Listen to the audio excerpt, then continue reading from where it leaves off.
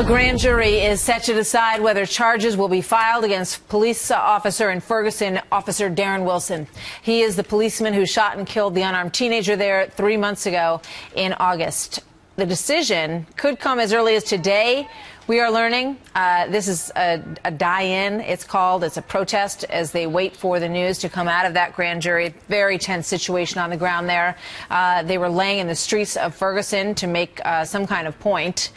They claim that Michael Brown was racially profiled by the police. They want the laws to change in that area, and they are protesting to further their aims. I'm joined now by Mark Furman, former LAPD detective, and Rod Wheeler, who has been on the ground covering this story in Ferguson, talking to the people there in August. He is a former D.C. homicide detective.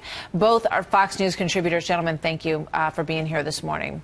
Good morning, Mark. So since those awful days in August and some of the awful nights that came after that, a lot more of the detail from Darren Wilson's side of the story has come out.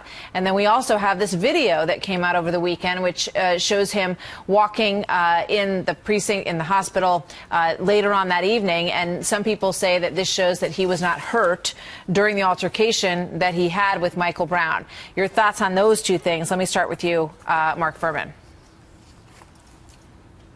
Well, Martha, when you look at a video like that, it's irrelevant if he is disabled so he can't walk or there's visible cuts and bruises on his face. This incident didn't have to do with injuries. This incident had to do with an attack when Michael Brown tried to disarm and kill Darren Wilson and then turned on him, not being searched or not following commands, and advanced on the officer. That is the situation, and it has nothing to do with the visible injuries of Wilson.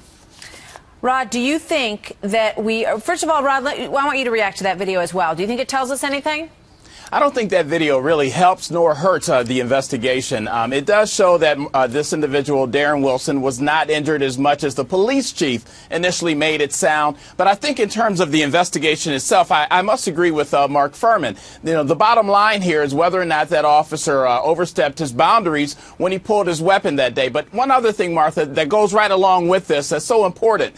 You know, we need to wait until we hear all of the facts and circumstances, the same circumstances in which the grand jury has heard, before we rush to judgment on either side. And I think that's been the dilemma with this case all along. Yeah, I mean, we know generally, Mark, that the bar is fairly low for indictment. Do you see any grounds for indictment in this case, given what you know?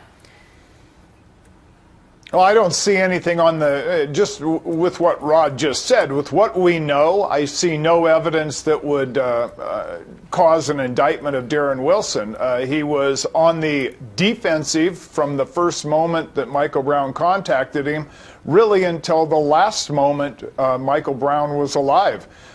Michael Brown dictated everything in this confrontation from the beginning to the end, so I don't see an indictment. Rod, we know that there are groups that want this outcome to be violent in the streets. There are groups that want everyone to keep the peace. If there is no indictment for Officer Wilson, you can bet that there's going to be some form of reaction. There's also been, I just should point out that, you know, some of these, very extreme groups have tried to publish Darren Wilson's address and his home online. Yeah. They're stockpiling ammunition. That faction of this reaction sounds very bad.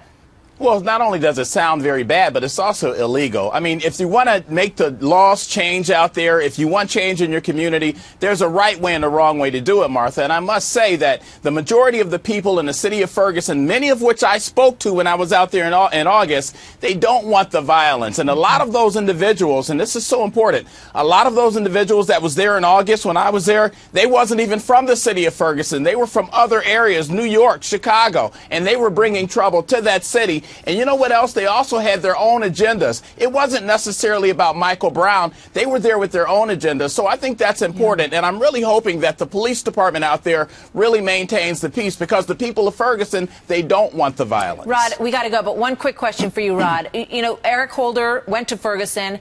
Would you expect him now to make a statement to urge people to be calm in their reaction to this, regardless of the outcome? You know, with Eric Holder, and I must be honest, I'd say no. Don't say anything. Now, President Obama was just there on November the 5th. I don't know if you heard about that, but he was there telling that community to stay the course. I kind of wish the president would stay out of this. Let this go through the process first before they need to start getting involved. We see that when the president and Eric Holder gets involved, it seems like things really goes into disarray. So in my opinion, Martha, I don't think they need to say a word. It's an interesting choice of words, the president saying to stay the course to the people there. So we'll see what happens. Gentlemen, thank you so much. Mark Furman, Rod Wheeler, good to have you.